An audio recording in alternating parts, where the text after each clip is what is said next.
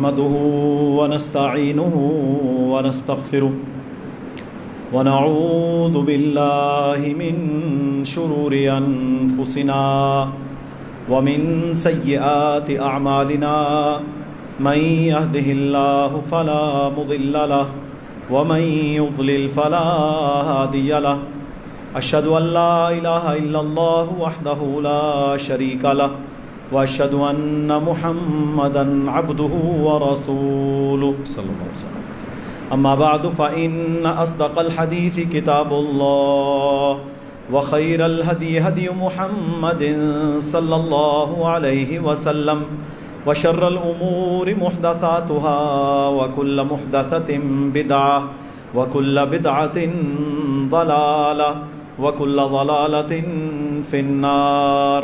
أعوذ بالله السميع العليم من الشيطان الرجيم من همزه ونفخه ونفثه. يا أيها الذين آمنوا اتقوا الله حق تقاته ولا تموتن إلا وأنتم مسلمون.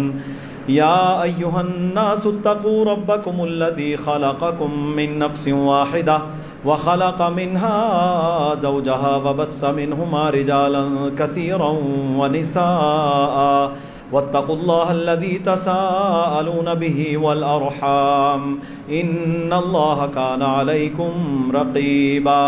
يا أيها الذين آمنوا اتقوا الله وقولوا قولا سديدا يصلح لكم أعمالكم ويغفر لكم ذنوبكم ومن يطع الله ورسوله فقد فاز فوزا عظيما. رب اشرح لي صدري ويسر لي أمري واحلل عقدة من لساني يفقهوا قولي. اللهم صل على محمد وعلى آل محمد كما صليت على إبراهيم وعلى آل إبراهيم إنك حميد مجيد.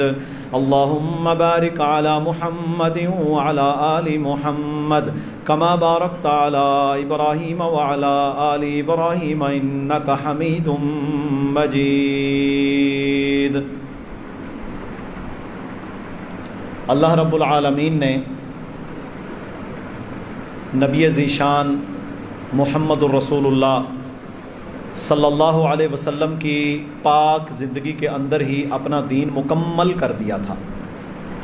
آپ نے جو حج کیا 9 ذی الحج یوم عرفہ جو حج کا دن ہے، اس دن جہاں حج کا خطبہ دیا جاتا ہے مسجد نمرہ، اس جگہ پر اللہ رب العالمین نے قرآن مجید کی یہ آیہ مبارکہ نازل کر کے قیامت تک کے لیے اعلان کر دیا کہ میں نے دین اللہ کو اپنے نبی کی زندگی میں کمپلیٹ، کامل اور مکمل کر دیا ہے. اللہ نے فرمایا الیوم، آج کے دن، اکملت لکم دینکم، ہم نے آپ کا دین مکمل کر دیا. واتممت علیکم نعمتی، اور اپنی نعمت آپ پر تمام کر دی ہے. ورضیت لکم الاسلام دینا، اور اللہ تعالیٰ خوش ہو گیا کہ اللہ تعالیٰ نے آپ کو یہ دین اسلام عطا کیا، اللہ اس سے راضی ہے. اب میرے محترم بھائیوں، جب دین اللہ کے نبی کی زندگی میں مکمل ہو گیا تو آپ صلی اللہ علیہ وسلم کی زندگی کے بعد دین میں نہ کچھ داخل کیا جا سکتا ہے، نہ کچھ نکالا جا سکتا ہے. اگر کوئی شخص دین میں اللہ کے نبی کی زندگی کے بعد کوئی چیز شامل کرنے کی کوشش کرے یا اس میں سے کچھ نکالے تو اسے کہا جائے گا یہ بدعتی ہے، یہ بدعت کرتا ہے، نئے کام. اور فرمایا شر الامور. اب دیکھیں یہ الفاظ اللہ کے نبی کے ہیں اور ہر خطبے کے اندر ہم پڑھتے ہیں. صحیح مسلم میں یہ ساری تفصیل ہے، یہ حدیث صحیح مسلم میں ہے خطبہ کی. شر الاموری، فرمایا جتنے برے کام تم کرتے ہو نا، ان برے کاموں میں سب سے برا کام کون سا ہے؟ محدثاتھا، دین میں نئی چیزیں انٹروڈیوس کروانا، دین میں انوینشنز کرنا، ایجادات کرنا، یہ سب سے برا کام ہے. اور فرمایا وَكُلُّ مُحْدَثَةٍ بِدْعَةٍ، ہر وہ کام جو دین میں نیا نکالا جائے وہ کیا ہے؟ بدعت ہے. وَكُلُّ بِدْعَةٍ ضَلَالَةٍ، ہر بدعت گمراہی ہے. ہر بدعت کیا ہے؟ گمراہی. گمراہی کسے کہتے ہیں؟ غلط کام، اسلام کی مخالفت والا کام، گناہ والا کام. اور فرمایا وَالضَّلَالَةُ، یا ایک روایت میں وَكُلُّ ضَلَالَةٍ فِي النَّارِ، اور ہر گمراہی کہاں جائے گی؟ جہنم میں. اچھا ایک بات سارے میرے بھائی بچے یاد رکھ لیں، ہر وہ گناہ جس پر اللہ نے یا اللہ کے نبی صلی اللہ علیہ وسلم نے آگ کی وعید دی ہو نا، نار آگ کو کہتے ہیں، وہ کبیرہ گناہ ہوتا ہے. ہر وہ گناہ جس پر آگ کی وعید ہے کہ فلاں کام کرے گا تو آگ میں ڈالا. اب دیکھیں نا، فرمایا جس کا کپڑا، ٹراؤزر، شلوار، تہبند، جس کا کپڑا گٹے ٹخنے سے نیچے ہوگا وہ نار میں ہے. یہ بھی کبیرہ گناہ ہے. اور کبیرہ گناہ کا پرنسپل اصول کیا ہے؟ جب تک سچی توبہ نہ کی جائے کبیرہ گناہ معاف نہیں ہوتا. چھوٹے گناہ تو اللہ معاف کر دیتا ہے نا، جمعہ پڑھا، نمازیں پڑھی، ٹھیک ہے جی، نفلی روزے رکھے، گناہ معاف ہو جاتے ہیں. تو یہ اصول سمجھیں کہ وَالضَّلَالَةُ یا وَكُلُّ ضَلَالَةٍ فِي النَّارِ، ہر گمراہی کہاں جائے گی؟ جہنم میں. تو یہ چھوٹی چیز نہیں ہے بدعت. بدعت شرک کے بعد، یعنی اللہ کے ساتھ کسی کو شریک کرنا، اس کے بعد اسلام میں سب سے بڑا جرم ہے ہی بدعت ہے. اچھا اسلام کا بیڑا غرق، یہ فرقہ واریت کیوں پھیلی؟ بدعتوں کی وجہ سے. اللہ کے نبی صلی اللہ علیہ وسلم سادہ دین دے کر گئے، قرآن چھوڑا، حدیث چھوڑی.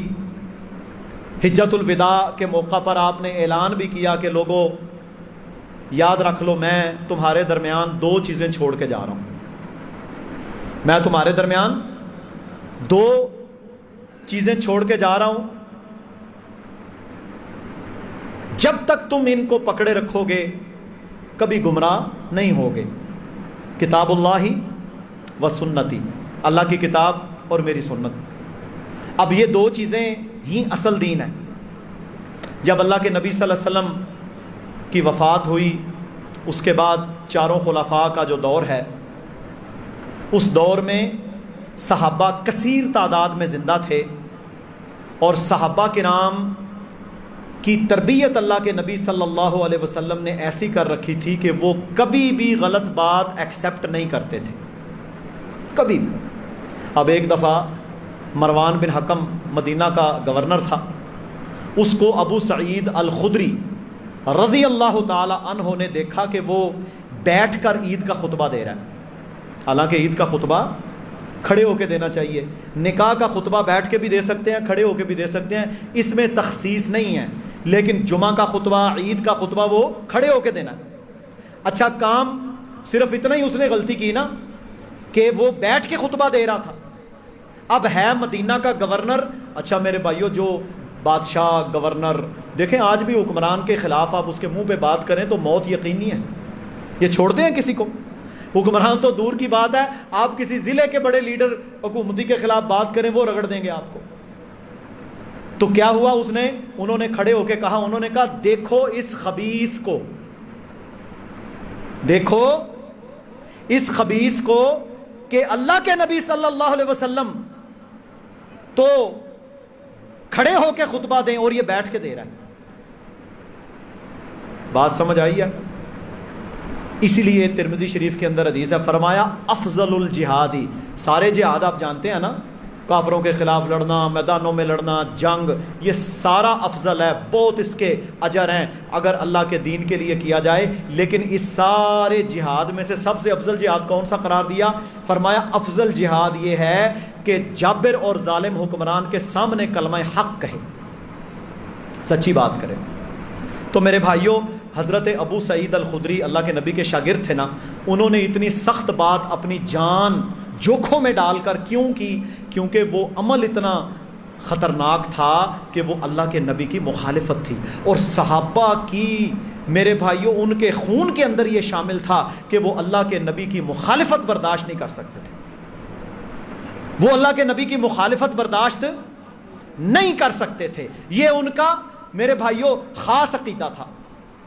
اور اسی طرح محبت کتنی ہے اللہ کے نبی کی سنتوں کے ساتھ کہ ابو ہریرہ رضی اللہ تعالیٰ عنہ، عبداللہ بن عمر رضی اللہ تعالیٰ عنہ، اور بہت سارے صحابہ کا یہ عمل ملتا ہے کہ وہ اللہ کے نبی صلی اللہ علیہ وسلم کے چھوٹے چھوٹے افعال کو زندگی میں شامل کرتے تھے، چھوٹے چھوٹے افعال۔ یعنی ایک دفعہ حضرت عبداللہ رضی اللہ تعالیٰ عنہ آپ کی وفات کے بعد سفر میں جا رہے تھے، اچانک اپنے جو سواری کو پکڑنے والا تھا اسے کہا یہاں سے نا ذرا سائڈ سے ہو کے گزرو، حالانکہ راستہ تو صاف تھا۔ جب وہ سارا گزر گیا تو پوچھتا ہے جی آپ نے یہ کیوں کروایا؟ فرمایا مجھے نہیں پتا، یہاں اسی جگہ پر میں بھی اللہ کے نبی کے ساتھ تھا، آپ نے یہ راستہ اختیار کیا تھا، میں نے اس لیے کیا۔ ایک دفعہ سیدنا علی رضی اللہ تعالیٰ عنہ، جن کے نام پر لوگوں نے پتہ نہیں کیا کیا عقیدے بنا رکھے ہیں، سیدنا علی رضی اللہ تعالیٰ عنہ ایک دفعہ سواری پہ سوار ہوئے۔ جب سواری پہ سوار ہوئے تو آپ نے دعا پڑھی سبحان الذی سخر لنا، جس طرح ہم پڑھتے ہیں، اور اس کے بعد مسکرائے۔ وہ جو ساتھ بندہ تھا نا شاگرد، انہوں نے پوچھا جی امیر المومنین دعا آپ نے پڑھی، سواری پہ آپ سوار ہوئے ہیں، لیکن یہ مسکرانا سمجھ نہیں آیا، یہاں اس کا محل نہیں بنتا، بات کوئی نہیں ہنسنے والی۔ فرمایا مجھے یہ نہیں پتا کہ تم کیوں پوچھ رہے ہو، پر مجھے اتنا پتا ہے کہ میں نے اللہ کے نبی صلی اللہ علیہ وسلم کو ایسا کرتے دیکھا، میں نے کیا، میں نے ایسا کرتے دیکھا، میں نے کیا۔ ایک دفعہ عبداللہ بن عمر رضی اللہ تعالی عنہ آخری عمر میں موجود ہے، شاگرد ساتھ ہے، اذان ہوئی، ایک مسجد میں گئے، اور اذان دینے کے بعد مسجد میں پھر وہ شور ڈال رہا ہے، چلو بھائی جلدی کرو بھائی نماز کے لیے، آ جاؤ بھائی نماز کے لیے، آ جاؤ بھائی نماز، جس طرح شور نہیں ڈالتے۔ حضرت عبداللہ رضی اللہ تعالیٰ عنہ نے اپنے شاگرد سے کہا میرا ہاتھ پکڑو، مجھے اس مسجد سے باہر لے جاؤ، یہ بدعتیوں کی مسجد ہے، اذان کے بعد کوئی اور بلاوا نہیں ہے، اذان ہی تو پکارنا ہے نا، حی علی الصلاۃ، آؤ نماز کے لیے، حی علی الفلاح، آؤ کامیابی کے لیے۔ جب آپ نے اذان دے دی اس کے بعد روڑا ڈالنے کی کیا ضرورت ہے؟ یہ کام میں صرف وہ بتا رہا ہوں جو بالکل ہلکے پھلکے سے چھوٹے سے کام ہیں، لیکن صحابہ نے ان کاموں میں بھی رسول اللہ کی موافقت بھی کی جو کرنے والی تھی، اور جہاں مخالفت کرنی تھی وہاں ڈٹ کے کھڑے بھی ہوئے، ڈٹ کے کھڑے ہوئے۔ اب میرے بھائیوں، کیونکہ ہم دور فتن سے گزر رہے ہیں، دور فتن وہ ہوتا ہے، فتنہ پتہ کسے کہتے ہیں؟ اندھی مصیبت، سمجھ نہ آنے والی بات، دماغ کو چکرا دینے والی مصیبت، اندھیر نگری، سمجھ ہی نہ لگے کیا ہو رہا ہے، اس کو کیا کہتے ہیں؟ فتنہ۔ یعنی آپ دیکھتے ہیں نا ادھر سوشل میڈیا ہے، عام میڈیا ہے، لوگ ہیں، آپ کو ہر روز نئی بات، یہ بات وہ بات فلاں بات، آپ چکرا جائیں گے یار ہو کیا رہا ہے، فتنہ۔ یہ دور فتن ہے۔ دور فتن میں کرنے کے کیا کام ہے؟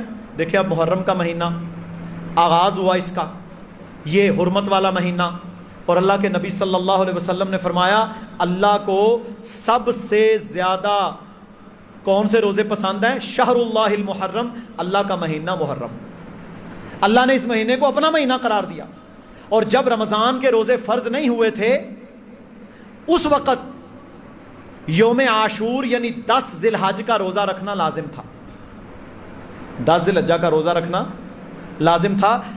10 ذی الحج کے روزے کا واقعہ کربلا کے ساتھ کوئی تعلق نہیں، وہ تو بہت بعد میں ہوا، تو 60 ہجری 59 ہجری کا واقعہ، یہ تو دور نبوی کی بات کر رہا ہوں میں، کہ اللہ کے نبی صلی اللہ علیہ وسلم نے رمضان کے روزوں کے بعد افضل ترین روزہ محرم کا روزہ قرار دیا، اور کون سا روزہ ہے؟ 10 محرم کا۔ اچھا 10 محرم کو ہوا کیا تھا؟ 10 محرم کے دن موسیٰ علیہ السلام کی قوم کو فرعون سے نجات ملی تھی، پتہ اس نے غلام بنایا ہوا تھا، غلام۔ اچھا غلام جو ہوتے ہیں نا، اب دیکھ لیں ہم آزاد ہوئے 1947 میں، لیکن انگریزوں نے اپنے ٹوڈی، اپنے ہرکارے، اپنے لوگ ہم پر مسلط رکھے، یعنی وہ غلامی مکمل آزادی میں نہیں بدل سکی۔ غلام ذہن کبھی بھی غلبے کی بات نہیں کر سکتا، نہ سوچ سکتا ہے، نہ اسلام کے بارے میں وہ صحابہ کا منہج رکھے گا، اس کا دماغ ہی چھوٹا سا، اس نے اپنی غلامی کے اندر رہ کے سوچنا ہے۔ تو جب بنی اسرائیل کو اور موسیٰ علیہ السلام کو فرعون کے ظلم سے نجات ملی، تو اس خوشی میں وہ لوگ روزہ رکھتے تھے۔ اللہ کے نبی صلی اللہ علیہ وسلم نے مدینہ میں یہودیوں کو یہ کام کرتے دیکھا تو فرمایا موسیٰ علیہ السلام پر میرا زیادہ حق ہے، موسیٰ علیہ السلام پر میرا زیادہ حق ہے، میں اگر زندہ رہا تو انشاءاللہ اگلے سال میں 9 کا بھی رکھوں گا۔ ثابت کیا ہوا کہ یہودیوں کی مخالفت کی نا، 9 اور 10 کا روزہ رکھنا سنت ہے محرم میں، اور اس روزے کا سانحہ کربلا سے کوئی تعلق نہیں ہے، سنت تو یہ ہوئی۔ اب میرے بھائیوں دیکھیں، سانحات کا ذکر کریں تو احد کا مارکہ ہوا، احد کے مارکے میں 70 صحابہ رضوان اللہ علیہم اجمعین شہید ہوئے۔ بڑی شہادتوں میں ان میں آپ صلی اللہ علیہ وسلم کے سگے چچا سیدنا سید الشہداء امیر حمزہ بن عبد المطلب رضی اللہ تعالی عنہ وہاں پر شہید ہوئے، جو آپ کے خالہ زاد بھائی بھی ہیں اور دودھ شریک بھائی بھی تھے اور سگے چچا بھی تھے، شہید ہوئے وہاں پر۔ اور میرے بھائیوں ایک بات یاد رکھ لیں، سید الشہداء لقب کس کا ہے؟ بولیا کرو، حضرت حمزہ رضی اللہ تعالیٰ عنہ کا۔ یہ لقب کس نے دیا؟ اللہ کے نبی صلی اللہ علیہ وسلم نے۔ سید الشہداء لقب حضرت حمزہ کا ہے۔ سیدنا حسین رضی اللہ تعالیٰ عنہ کے ساتھ جو ظلم ہوا، جو مظلومانہ شہادت ہے، وہ واقعتاً ایک بہت بڑا سانحہ ہے۔ اللہ رب العالمین نے تو ان کو جنت کا سردار بنایا، لیکن سید الشہداء کا لقب ان کے دادا کا ہے۔ اچھا پھر ایتھے دشمنی بنان گے، او جی سید الشہداء تو حضرت حسین ہے۔ ارے ظالم، حمزہ کون ہے رضی اللہ تعالیٰ عنہ؟ حضرت حسین کے دادا، حضرت حسین کے والد کے سگے چچا۔ لیکن دماغ کو اتنا معاف کر دیا جاتا ہے کہ بندہ ایک دائرے سے باہر سوچنے کو تیار ہی نہیں ہوتا۔ آپ سوچیں، حضرت حمزہ سید الشہداء ہیں، شہیدوں کے سردار، جن کو اللہ کے نبی نے سید الشہداء قرار دیا، اور کتنے شہید ہوئے اس میں۔ پھر حضرت ابو بکر رضی اللہ تعالی عنہ کے جانشین عمر الفاروق بن خطاب رضی اللہ عنہ، جن کو ابو لولو فیروز ایرانی مجوسی نے شہید کیا۔ آج بھی اس کا دربار ہے ایران میں، ابو لولو فیروز کو ولی اللہ مانتے ہیں، یہ وہاں پر ہر سال عرس لگاتے ہیں۔ کتنی مخالفت ہے دین کی، یعنی ہر وہ کام جو قرآن اور حدیث میں ہے اس کی مخالفت، ہر وہ کام، اور پھر بھی کہنا جی ہم امت کا حصہ ہیں۔ اس کے مزار کے اوپر باقاعدہ عرس ہوتا ہے، خوشیاں مناتے۔ ابو لولو فیروز بدبخت مجوسی نے شہید کیا حضرت عمر رضی اللہ تعالیٰ عنہ، اور حضرت عمر رضی اللہ تعالیٰ عنہ کے بعد حضرت عثمان رضی اللہ تعالیٰ عنہ، جو 12 سال سے زائد خلیفہ رہے، انہیں مظلومانہ طور پر شہید کیا گیا۔ پھر حضرت علی رضی اللہ تعالیٰ عنہ، جو چوتھے خلیفہ رہے، ان کو بھی انہی لوگوں نے، خارجیوں نے شہید کیا۔ اور ان کی شہادت کا ذکر میں ضرور کرنا چاہوں گا کہ سیدنا علی رضی اللہ تعالی عنہ کو شہید کرنے والے کا نام تھا عبد الرحمن بن ملجم۔ ایک وقت میں 3 لوگوں کو قتل کرنے کا منصوبہ خوارج نے بنایا تھا، کیونکہ یہ تینوں لوگ اللہ کے نبی کے برگزیدہ صحابی اور یہ آپس میں صلح پر جا رہے تھے۔ صلح نہیں چاہتے یہ لوگ، یہ بدامنی، ظلم اور جبر چاہتے ہیں، امت مسلمہ کا نقصان چاہتے ہیں۔ اب حضرت معاویہ رضی اللہ تعالیٰ عنہ، حضرت عمر بن عاص رضی اللہ تعالیٰ عنہ، اور حضرت سیدنا علی رضی اللہ تعالی عنہ ان تینوں شخصیات کو فجر کی نماز کے بعد ان کے اپنے اپنے علاقوں میں قتل کرنے کے لیے خوارج نے باقاعدہ بندے لانچ کیے. حضرت علی رضی اللہ تعالی عنہ تو کوفہ کے اندر نماز پڑھا رہے تھے، اسی طرح جیسے حضرت عمر کی شہادت ہوئی نماز کے دوران آ کے اس بدبخت نے وار کیے. حضرت معاویہ رضی اللہ تعالیٰ عنہ اس دن اس مسجد میں نہ گئے، کسی اور میں چلے گئے، وہ بچ گئے. حضرت عمر بن عاص بھی وہاں پر موجود نہیں تھے، جن پر حملہ نہ ہو سکا. وجہ کیا تھی؟ یہ آپس میں صلح پر مکمل اتفاق کر چکے تھے، لیکن وہ یہ نہیں چاہتے تھے کہ صلح ہو. حضرت عثمان کی شہادت ہوئی. اب حضرت عثمان رضی اللہ تعالی عنہ کی شہادت میں سب سے بڑا کردار کس کا ہے؟ عبداللہ ابن سبا کا. مصر کا رہنے والا یہ یہودی، نام اس نے رکھا عبداللہ، سبا اس کے باپ کا نام، اسلام کا لبادہ اوڑا، خلفائے راشدین اور ان کے خلاف بکواسات، پروپیگنڈا، فتنہ کھڑا کیا، اور مدینہ پر کچھ لوگوں کو لے کر 200-400 لوگوں کو لے کر آ کے چڑھائی کر دی.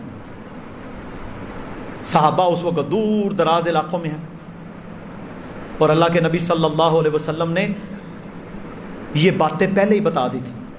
دیکھیں نا، صحیح بخاری میں حدیث ہے، آپ صلی اللہ علیہ وسلم احد پہاڑ پر کھڑے ہیں، احد پہاڑ نے ہلنا شروع کر دیا. آپ صلی اللہ علیہ وسلم نے اپنا پاؤں اس پر مارا اور کیا فرمایا؟ فرمایا اے احد تھم جا، اے احد تھم جا، کیا تجھے پتہ نہیں ہے کہ تجھ پر ایک نبی، ایک صدیق اور 2 شہید کھڑے ہیں؟ وہاں پر 4 لوگ تھے، اللہ کے نبی صلی اللہ علیہ وسلم، ابو بکر صدیق رضی اللہ تعالیٰ عنہ اور حضرت عمر اور عثمان رضی اللہ عنہم. یعنی یہ بشارت تو اللہ کے نبی صلی اللہ علیہ وسلم نے وحی والی زبان سے اپنی زندگی میں دے دی تھی. شہادت عمر، شہادت عثمان رضی اللہ عنہ، شہادت عثمان رضی اللہ تعالی عنہم کے بعد اختلاف ہوا. اب ظاہر ہے ہر خاندان والوں کو ہوتا ہے کہ ہمارے بندے پر ظلم ہوا، اور حضرت عثمان رضی اللہ تعالیٰ عنہ اتنے نیک صفت، سارا مال اللہ کی راہ میں خرچ کرنے والے، 10,000 زر خرید غلام اور لاکھوں جانوروں کے مالک، اس وقت کے ارب پتی، سب کچھ رب کی راہ میں خیرات کرنے والے، مسلمانوں کے لیے بئر معونہ کا کنواں 2 بار خریدنے والے جو آج تک موجود ہے. جب انہیں مظلومانہ طور پر شہید کیا گیا تو وہاں پر میرے بھائیوں ان کے رشتہ دار، ان کے چچا کے بیٹے حضرت معاویہ رضی اللہ تعالی عنہ، جو اس وقت دمشق شام کے اندر گورنر تھے، اور یہ گورنر حضرت ابو بکر، حضرت عمر، حضرت عثمان سارے دور سے چلے آ رہے تھے. اور اسی طرح حضرت طلحہ رضی اللہ عنہ یہ بھی قریشی ہیں، عشرہ مبشرہ ہیں. حضرت زبیر یہ بھی قریشی ہیں، عشرہ مبشرہ ہیں. اور حضرت عائشہ ام المومنین ہیں. یہ سارے انہوں نے کہا جی یہ بہت بڑا ظلم ہو، واقعتاً ظلم تھا. اس ظلم کے خلاف ان کا بدلہ لیا جائے. حضرت علی رضی اللہ تعالی عنہ اس وقت خلیفہ بن چکے تھے. حضرت معاویہ نے اور حضرت طلحہ اور زبیر رضی اللہ عنہم نے ان کے ساتھ بات کی، خط لکھا، رابطہ کیا کہ آپ قاتلین عثمان رضی اللہ تعالی عنہ کا بدلہ لیں. سیاسی حالات خراب ہیں. حضرت علی رضی اللہ تعالیٰ عنہ نے کہا میں فی الحال حالات کے پیش نظر یہ نہیں کر سکتا، وقت آنے پر انشاءاللہ یہ کیا جائے گا. یہ ہے وہ بنیاد جس بنیاد پر میرے بھائیوں لوگوں نے بعد میں 2 گروہ بنائے. ایک گروہ کا نام رکھا شیعان علی، ایک گروہ کا نام رکھا شیعان معاویہ. حالانکہ نہ حضرت علی نے کہا میرے نام پر گروہ بناؤ، نہ حضرت معاویہ نے کہا میرے نام پر گروہ بناؤ. وہ تو ایسے تھے ہی نہیں. وہ تو ایک حضرت عثمان کی شہادت کی بات تھی. رشتہ داریاں ہیں، محبتیں ہیں، آپس کی قرابتیں ہیں. میرے بھائیوں اتنے رشتے کہ آپ یقین کریں سوچ نہیں سکتے. میں آپ سب لوگوں کو ایک دعوت دیتا ہوں آج، سارے میرے بھائی جو اردو پڑھنا جانتے ہیں، ایک کتاب جو علامہ احسان الہی ظہیر شہید رحمہ اللہ نے لکھی تھی، اس کا نام تھا اشیاء و اہل البیت، شیعہ اور اہل بیت۔ یہ کتاب ضرور پڑھیں، چھوٹا سا رسالہ ہے، 200 300 400 صفحہ ہوگا، پڑھیں، آپ کو پتہ چلے رشتہ داریاں کتنی گہری ہیں، اور کتابیں ان کی جن کے اندر سے علامہ صاحب نے اس کا ذکر کیا، شاندار، اور بھی بہت سارے حوالہ جات ہیں۔ حضرت علی رضی اللہ تعالیٰ عنہ نے حضرت فاطمہ رضی اللہ تعالیٰ عنہا کی وفات کے بعد کئی شادیاں کی، ان شادیوں میں سے کئی بچے پیدا ہوئے، ان میں سے ایک شادی حضرت علی رضی اللہ تعالیٰ عنہ کی حضرت عمر رضی اللہ تعالیٰ عنہ، حضرت عمر رضی اللہ تعالیٰ عنہ کی نواسی ام فروا کے ساتھ بھی تھی، کوئی نہیں بیان کرے گا۔ ام فروا رضی اللہ تعالیٰ عنہ کے بطن سے جعفر صادق پیدا ہوئے، جن کے نام پر سارا فقہ جعفری بنا ہوا ہے۔ یہ باتیں سمجھیں کہ کتنے گہرے تعلق ہیں۔ اور حضرت علی رضی اللہ تعالی عنہ نے اپنی حقیقی بیٹی ام کلثوم رضی اللہ عنہا، جو رسول اللہ کی وفات کے وقت 5-6 سال کی تھیں، ان کا نکاح کس کے ساتھ کیا؟ عمر بن خطاب رضی اللہ تعالی عنہ کے ساتھ۔ سگی رشتہ داریاں، آپس میں اتنی میرے بھائیوں قرابت داری۔ اختلاف ہوا، اس اختلاف میں میرے بھائیوں حضرت علی رضی اللہ تعالی عنہ حالات بڑے، انہوں نے سبائیوں نے بہت خطرہ بنا دیا تھا۔ صحابہ یہ قطن نہیں چاہتے تھے کہ فتنے ہوں، لیکن خوارج کا فتنہ، اچھا خوارج کون تھے؟ خوارج یہ تھے جن کے خلاف حضرت علی رضی اللہ تعالی عنہ نے جنگ نہروان لڑی، اور اللہ کے نبی نے کیا فرمایا؟ ایک ایسی قوم آئے گی جو لوگ دین سے ایسے نکل جائیں گے جیسے ایک تیز تیر کسی پرندے کو کاٹتا ہے اور اس کے اندر سے تیزی سے نکل جاتا ہے، اس کے ساتھ کچھ بھی لگا نہیں ہوتا، اس طرح دین سے وہ فضول نکل جائیں گے۔ یہ قرآن پڑھیں گے پر ان کی ہنسلی کی ہڈی سے نیچے نہیں جائے گا، تم اپنی نمازوں اور عبادتوں کو ان کے سامنے ہیج سمجھو گے۔ یہ خوارج ہیں، یہ خوارج ہیں۔ اور حضرت علی رضی اللہ تعالیٰ عنہ نے ان کے ساتھ بات کرنے کے لیے عبداللہ بن عباس اپنے چچا کے بیٹے ان کو بھیجا۔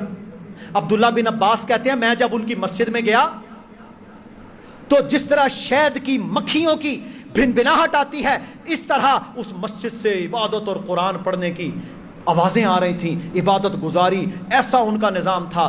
لیکن یہ وہ لوگ تھے جنہوں نے قرآن کا وہ فہم کیا جو اللہ کے نبی نے نہیں بتایا تھا۔ اور اللہ کے نبی صلی اللہ علیہ وسلم نے کیا فرمایا؟ فرمایا یہ کلاب النار ہیں، جہنم کے کتے ہیں خوارج، ان کی پہلی بدبختی یہ ہوگی یہ کلمہ گو کا قتل کریں گے، مشرکوں کو چھوڑ دیں گے۔ پہلی غلطی ان کی کیا ہوگی؟ کلمہ گو کا قتل کریں گے، مشرکوں کو، کافروں کو چھوڑ دیں گے۔ آپ نے دیکھا پچھلے 15 سال پاکستان میں کیا ہوا؟ داعش کے نام پر، ٹی ٹی پی کے نام پر، القاعدہ کے نام پر خودکش حملے، مسلمانوں کا قتل، آپس کی فتنے، یہ کیا تھا؟ یہ ساری خوارج کی کارستانیاں۔ خوارج کا پہلا کیا طریقہ ہوتا ہے؟ کلمہ گو کا قتل، مسلمان کو چھوڑ دینا۔ دوسری اس کی بڑی مصیبت یہ ہوتی ہے کہ یہ مسلمان کو کافر قرار دیتا ہے۔ فتنائیں تکفیر، اے بھی کافر ہے جی، اے بھی کافر ہے جی، جڑا اینو کافر نہ منے وہ بھی کافر ہے، کافر کافر کافر۔ حالانکہ کسی کو کافر قرار دینے کے تقاضے ہیں، کسی کو کافر قرار دینے کے لیے اس کے ساتھ بات کرنا، اس کو سمجھانا، اس کے لیول پر، اس کے دماغ کے مطابق بات کرنا، پھر جا کر علماء اس پر حجت قائم کر کے فتویٰ دیتے ہیں۔ مذاق تو نہیں ہے، یہ مسلمانوں کی بات ہو رہی ہے۔ کلمہ پڑھنے والے مسلمان کو کافر قرار دینا کتنا بڑا جرم ہے۔ تو خوارج کے ساتھ حضرت علی کا مارکا ہوا، اور خوارج میں سے ہی پھر ایک اور غالی گروہ آیا۔ وہ غالی گروہ کیا تھا؟ انہوں نے کہا ہمارے تو معبود ہی حضرت علی ہیں۔ 40,000 لوگوں کو سیدنا علی رضی اللہ تعالیٰ عنہ نے آگ میں جلوا دیا۔ عبداللہ بن عباس نے کہا کہ یہ عمل ان کو آگ میں نہیں جلوانا چاہیے تھا، آپ ویسے سزا دیتے، کیونکہ آگ کا عذاب دینا یہ اللہ کا خاصہ ہے۔ اتنے ظالم تھے، اور آج بھی ایسی مخلوق موجود ہے۔ پچھلے دنوں میں بازار میں کہیں بیٹھا تھا، ایک بندہ آیا، اس نے وہ منکے اور وہ گھنگرو وغیرہ ڈالے ہوئے ہیں، اور جناب آ کے اس نے وہ اپنا جو ہاتھ میں عصا تھی وہ ایسے ڈالی ہے، گھنگروں کی آواز آئی، کہتے ہیں علی اللہ۔ جی جی جی جی، یہ پاکستان آج بھی موجود ہے۔ چند ہفتے پہلے علی اللہ، وہ میں نے اس سے کہا، میں نے کیا بول رہا ہے؟ وہ تو آپ کو پتہ ہی ایسے ہی ہوتے ہیں مینٹل سے، علی اللہ۔ اس سے بڑا دنیا کا شرک ہے۔ یہ وہی نسل ہے جن کو حضرت علی نے آگ میں جلوایا تھا، اور آج کے دور میں انہیں کیا کہتے ہیں؟ نصیری۔ یہ بھی ایک میرے بھائیوں باقاعدہ ایک گروہ ہے گندا، جو حضرت علی کو نعوذ باللہ معبود مانتا ہے۔ بات کرنے کا مقصد یہ کیا ہے؟ یہ فتنے ہیں، فتنے۔ نہ قرآن کی بات، نہ حدیث کی بات، نہ اللہ کے نبی کی سنت، نہ طریق، نہ وحی۔ کلمہ بھی پڑھا اور کفر میں۔ اس لیے ان فتنوں سے بچنا ہے تو جو مکمل دین اللہ کے نبی صلی اللہ علیہ وسلم دے کر گئے اس کو فالو کریں، اس کو فالو کریں۔ اچھا، جب یہ مسئلہ بنا نا شہادت عثمان کے بعد رضی اللہ عنہ، تو رومیوں نے دیکھا کہ مسلمانوں کی آپس میں پھوٹ ہے یا اختلاف بنا ہوا ہے، تو انہوں نے سیدنا معاویہ رضی اللہ تعالی عنہ کو خط لکھا، اپنے بندے بھیجے ایلچی، اور انہوں نے آ کر کہا کہ آپ دمشق کے گورنر ہیں، یہاں پر آپ کا اثر و رسوخ ہے، ہم آپ کا ساتھ دیتے ہیں، علی کے خلاف آپ تیاری کریں، یہ ہے وہ ہے۔ آپ نے دیکھا آج کل کیا ہوتا ہے؟ توڑ پھوڑ، اس کو خرید اس کو بیچ، ملکوں کے اندر سیاسی جماعتوں کے اندر یہی ہے نا سب کچھ۔ آپ نے دیکھا نہیں پچھلے 5-7 سال میں کیا ہوا؟ ایک ہی بندہ 10 پارٹیوں کے چکر لگا رہا ہے، ٹانگیں کھینچی جا رہی ہیں، ملک دوسرے کی ٹانگ کھینچ رہا ہے۔ تو اس نے جب خط لکھا نا، تو حضرت معاویہ رضی اللہ تعالی عنہ نے اسے واپس جواب دیا۔ یہ جواب کوئی نہیں سنائے گا آپ کو، جائیں جا کر تاریخ کی کتابوں میں مطالعہ کریں۔ کیا جواب دیا؟ انہوں نے کہا، سن، ایک بات یاد رکھ لے کہ علی بن ابی طالب میرا بھائی ہے، ہمارا کوئی عقیدے کا اختلاف نہیں ہے، ہم اللہ کے نبی کے امتی ہیں،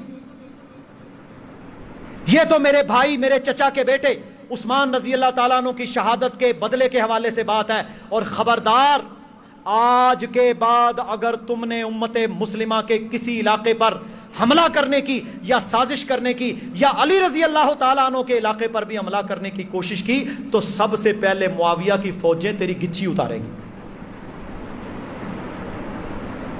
تیری زبان کو گدی سے پہلے میں کھینچوں گا۔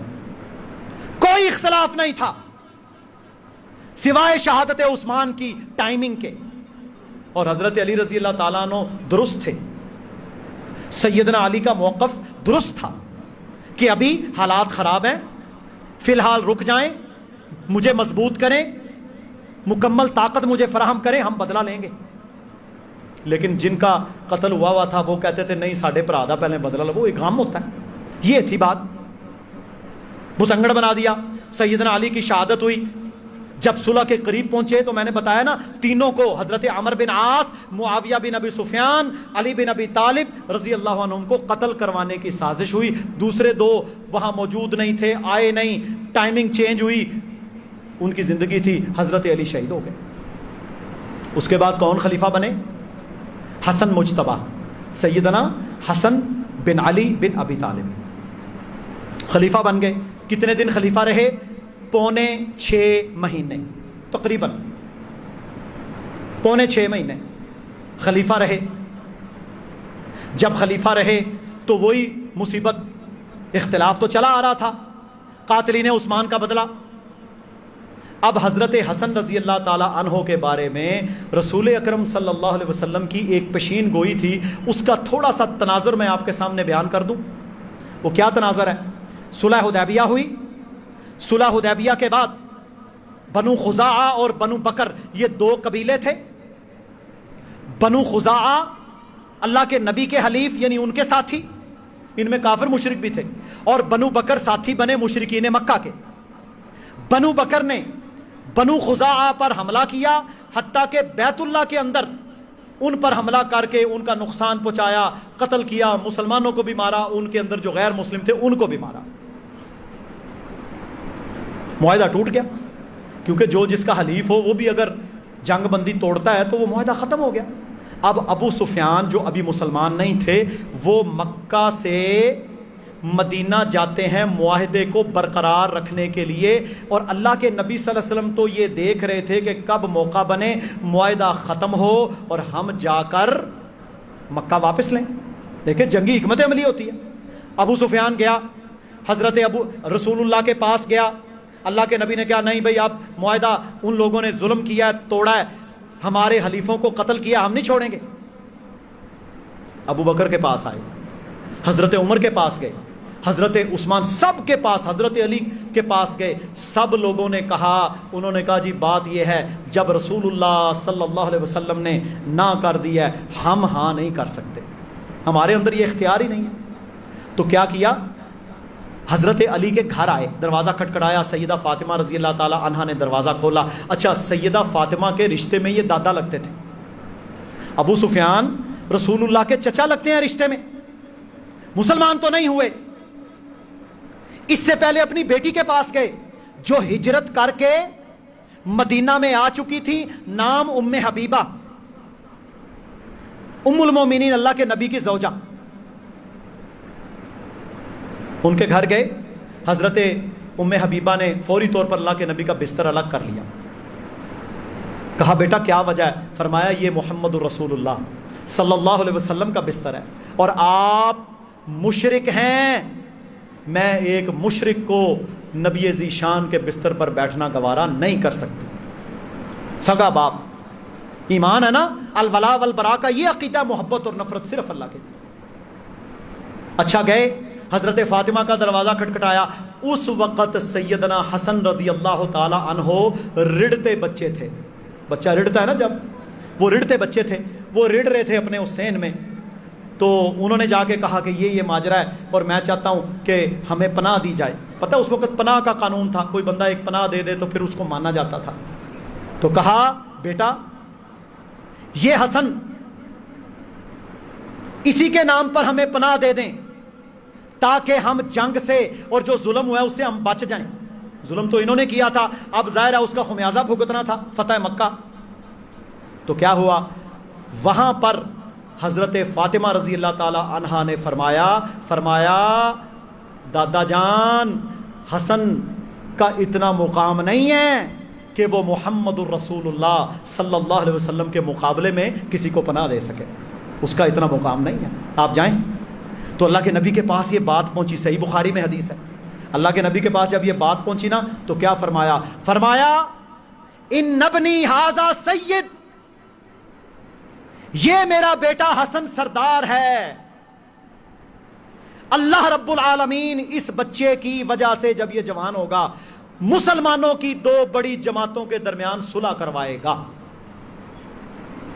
یہ بات آپ نے صحیح بخاری دیگر کتابوں میں بھی موجود ہے، حضرت حسن کے بارے میں ارشاد فرمائی، یہ میرا بیٹا سردار ہے اور یہ مسلمانوں کی دو عظیم جماعتوں کی صلح کروائے گا۔ اچھا یہاں میرے بھائیوں ان دو جماعتوں سے کون مراد ہے؟ حضرت علی رضی اللہ تعالیٰ عنہ کی جماعت اور حضرت معاویہ، طلحہ، زبیر اور حضرت عائشہ رضی اللہ تعالیٰ، وہ صحابہ ادھر بھی، یہ دو جماعتیں، اور دونوں کو اللہ کے نبی نے کیا قرار دیا؟ مسلمانوں کی جماعتیں۔ حضرت حسن خلیفہ بنے، 5 مہینے گزرے، دیکھا کہ یہ تو بھائی مسلمانوں کی لڑائی جھگڑا فساد اختلاف چلا آ رہا ہے، جہاد، ظاہر ہے جب آپس کا اختلاف ہوگا کافر کے خلاف جہاد رک جائے گا۔ تو انہوں نے کیا کیا؟ انہوں نے اپنی خلافت کو سیدنا معاویہ رضی اللہ تعالی عنہ کے حق میں دستبردار کر دیا۔ اب یہاں پر جھوٹ ہے جی، یہ ہوا جی، پریشرائز کیا گیا جی، فلانا کیا گیا جی، زہر دیا گیا، سب جھوٹی روایات ہیں، کذاب راوی واقدی اور میرے بھائیوں ابو مخنف اور اس قسم کے جھوٹے روات جو اس کے اندر موجود ہیں، من گھڑت روایات کے اندر یہ باتیں ہیں، کوئی پریشرائز نہیں۔ اپنی مرضی سے حضرت حسن رضی اللہ تعالیٰ عنہ دستبردار ہوئے، اور پھر کون خلیفہ بنا؟ حضرت معاویہ بن سفیان رضی اللہ تعالیٰ عنہ۔ وہ پھر 19 سال مسلمانوں کے امیر رہے، 19 سال۔ اور میرے بھائیوں پھر کیا ہوا؟ حضرت حسن، اہل بیت، ان کے ساتھ محبتیں، انعام و اکرام، ان کی عزت، ان کا جلال، ان کے لیے مدینہ کے اندر، دمشق کے اندر، مکہ کے اندر، علاقوں کے اندر بہترین قسم کی سہولیات جو حضرت معاویہ رضی اللہ تعالی عنہ نے دیں، کوئی نہیں بیان کرے گا۔ دشمنی ہوگی جی، دشمنی، یہ ہو گیا جی، وہ ہو گیا جی، فلان ہو گیا، وہ بھی رشتہ دار، یہ بھی رشتہ دار۔ وہاں اللہ کے نبی صلی اللہ علیہ وسلم کے داماد ہیں حضرت عثمان، 2 بیٹیوں کے شوہر، حضرت علی 1 بیٹی کے شوہر، حضرت معاویہ ام حبیبہ رضی اللہ تعالیٰ عنہ کے سگے بھائی، اللہ کے نبی کی بیوی کے بھائی۔ تو میرے بھائیوں جب وہ دستبردار ہوئے تو 19 سال پھر خلیفہ رہے حضرت معاویہ۔ اور آپ تاریخ اٹھا کے دیکھیں، انگریز نے بھی لکھی، اہل السنہ کے مورخین نے بھی لکھی، شیعہ مورخین نے بھی لکھی، آپ تاریخ اٹھا کر دیکھیں، حضرت عمر کے دور کا جہاد بہت اعلیٰ ہے، بہت فتوحات ہوئی، 22 لاکھ مربع میل۔ حضرت عثمان کے دور میں اور میرے بھائیوں مسلمان 40 45 50 لاکھ تک پہنچ گئے۔ لیکن حضرت معاویہ رضی اللہ تعالی عنہ کے دور میں جتنا زبردست جہاد ہوا ہے اور فتوحات ہوئی ہیں کہ مسلمان 90 لاکھ مربع میل سے زیادہ تک حاکم ہو چکے تھے۔ ملتان کا علاقہ، یہ دیبل، کراچی، یہ سارا حضرت معاویہ رضی اللہ تعالیٰ عنہ کے اور اس کے بعد کے ادوار کی میرے بھائیوں یہ ساری فتوحات ہیں۔ افریقہ فتح ہوا، سب سے پہلے بحری طور پر مسلمانوں نے جہاد کا آغاز حضرت معاویہ کے دور میں کیا، اور رسول اللہ صلی اللہ علیہ وسلم نے فرمایا تھا کہ سب سے پہلے بحری جنگ جو مسلمانوں کے اندر کریں گے اور اس میں شہید ہوں گے وہ لوگ جنتی ہیں۔ اتنا بڑا مقام، 19 سال بلا شرکت غیر حضرت معاویہ رضی اللہ تعالی عنہ میرے بھائیوں حکمران رہے۔ فتنے چھٹ گئے، خوارج کا قلع قمع ہوا، سبائیوں کو رگڑا لگایا، کچھ بھاگ گئے، کچھ کا قتل ہوا۔ میرے بھائیوں باقاعدہ بدلہ لیا ظالموں سے جنہوں نے حضرت عثمان کو شہید کیا تھا، سب کچھ۔ اور اہل بیت کے ساتھ انعام اور اکرام اور محبت کا وہ عالم تھا کہ تاریخ گواہ ہے، احادیث گواہ ہیں، آپ میرے بھائیوں جا کے پڑھیں، آپ کو پتہ چل جائے۔ وظیفے مقرر کر دیے۔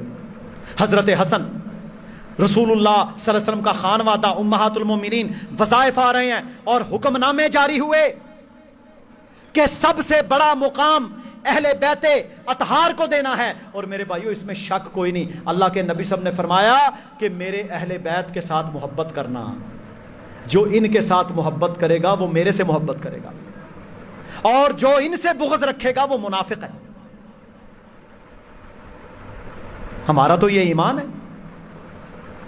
تو میرے محترم بھائیوں یہ حالات اور واقعات پیش آئے، اور ان میں پھر جھوٹ اور کذب بیانی، ازواج مطہرات پر کیچڑ اچھالنا، خلفائے راشدین کو میرے بھائیوں غاصب اور پتہ نہیں کیا کیا قرار دینا، یہ سوائے جھوٹ کے اور پروپیگنڈا کے کچھ نہیں۔ ہمارے لوگوں کے اندر مصیبت یہ آئی کہ ہم نے تحقیق کو چھوڑا، جستجو کو چھوڑا، پڑھنے کو چھوڑا، اور اس وجہ سے ہمارے نوجوان سوشل میڈیا سے دین میرے بھائیوں جو سیکھے گا وہ گمراہی کے سوا کیا سیکھے گا؟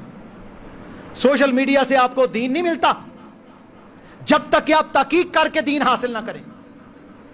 اللہ رب العالمین ہم سب کو سمجھنے کی اور عمل کرنے کی توفیق عطا فرمائے۔ وآخر دعوانا ان الحمد للہ رب العالمین۔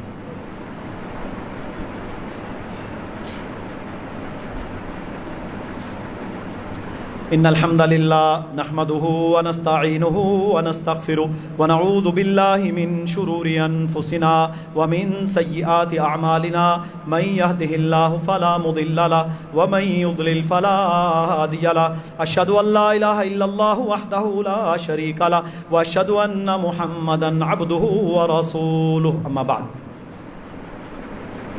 محرم الحرام 9 اور 10 محرم کا روزہ رکھنا سنت ہے. یہ روزہ اللہ کے نبی صلی اللہ علیہ وسلم دور نبوی کے اندر مدینہ میں بھی رکھتے تھے. محرم کا مہینہ ان 4 حرمت والے مہینوں میں سے ہے جو اللہ نے شروع سے ہی حرمت والا قرار دیا. باقی اس مہینے کے اندر 2 قسم کے گروہ ہیں. ایک گروہ وہ ہے جو افراط و تفرید کرتا ہے, کہتے ہیں جی اپنے کھانے میں وسعت کرو, اپنے کھانے میں وسعت کرو تو تمہیں یہ ملے گا. اور دوسرا کہتا ہے جی بھوکے رہو, بھوکے رہو, ننگے پاؤں چلو. یہ ساری خرافات اور لوگوں کی اپنی بنائی ہوئی باتیں ہیں. شریعت سے اس کا کوئی لینا دینا نہیں, کوئی لینا دینا نہیں. 10 محرم کو سارا پاکستان قبرستان میں جائے گا, وہ روڑیاں ڈالیں گے, مٹی ڈالیں گے قبروں پر, کوئی شرعی حیثیت نہیں. آپ ویسے عام دنوں میں چلے جائیں, برسات کا موسم ہے, آپ کے کسی رشتہ دار کی قبر ہے, بیٹھ کے اس کے اوپر سادہ مٹی ڈال سکتے ہیں. خاص دن مقرر نہیں کرنا. 9-10 کا روزہ اللہ کے نبی کی سنت ہے. خلفائے راشدین کے دور میں چلتی تھی. حضرت حسین رضی اللہ تعالیٰ عنہ بھی یہ روزے رکھتے تھے. اور ہمارے ہاں کیا کہتے ہیں, 9-10 کو سبیلیں لگائیں, الٹے کام. 3 دن سے زیادہ سوگ منانا اللہ کے نبی نے حرام قرار دیا. جب تم ساری زندگی سوگ مناؤ گے, دیکھیں مظلومانہ شہادت جنہوں نے قتل کیا اللہ کی لعنت ہو ان پر. سارے کوفی تھے. عبید اللہ بن زیاد کوفی, خط لکھ کے بلانے والے حضرت حسین رضی اللہ عنہم کو کوفی, سارے آپ کو بلا کر وہاں پر شہید کرنے والے, اور الزام دیتے ہو خلفائے راشدین پر. یہ فتنے کے سوا اور کچھ نہیں ہے, فتنے کے سوا اور کچھ نہیں ہے. تو میرے بھائیوں, بعض لوگوں کو دیکھا بازار میں جائیں نا, کالے رنگ کا لباس جناب بک رہا ہے, سیاہ لباس, اور ہمارے لوگ بھی جناب خاص کر سیاہ لباس پہنیں گے. ہم کہتے ہیں سیاہ لباس پہننا منع نہیں ہے شریعت میں, لیکن ان ایام کے اندر سیاہ لباس جس کو غم کا لباس بنایا جاتا ہے پہننے سے اجتناب کریں, کم از کم پہلے 10 دن.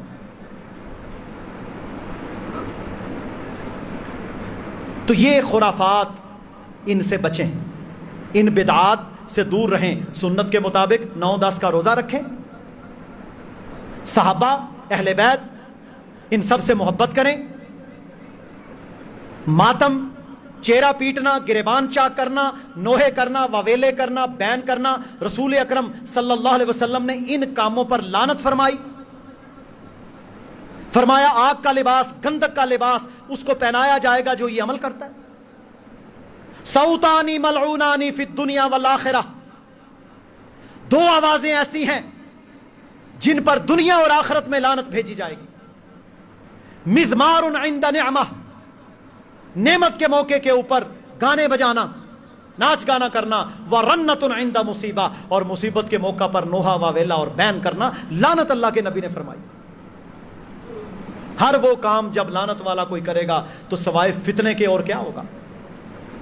تو میرے محترم بھائیوں, دین مکمل ہو چکا, اس مکمل دین پر سب نے چلنا ہے. یہی صحابہ, یہی خلفائے راشدین, یہی اہل بیت کا منہج تھا. اللہ رب العزت ہم سب کو سمجھنے کی اور عمل کرنے کی توفیق عطا فرمائے. اللہم اغفر لنا وللمؤمنین والمؤمنات والمسلمین والمسلمات والف بین قلوبہم واصلح ذات بینہم وانصرہم علی عدوک وعدوہم. اللہم لعن الکفرۃ الذین یصدون عن سبیلک ویکذبون رسلک ویقاتلون اولیاءک. اللہم خالف بین کلمتہم وزلزل اقدامهم وانزل بهم بأسك الذي لا ترده عن القوم المجرمين اللهم انصر الاسلام والمسلمين اللهم اعز الاسلام والمسلمين اللهم انصر المستضعفين في كل مكان ربنا آتنا في الدنيا حسنة وفي الآخرة حسنة وقنا عذاب النار ربنا ظلمنا انفسنا وان لم تغفر لنا وترحمنا لنكونن من الخاسرين سبحان ربك رب العزة عما يصفون وسلام على المرسلين والحمد لله رب العالمين.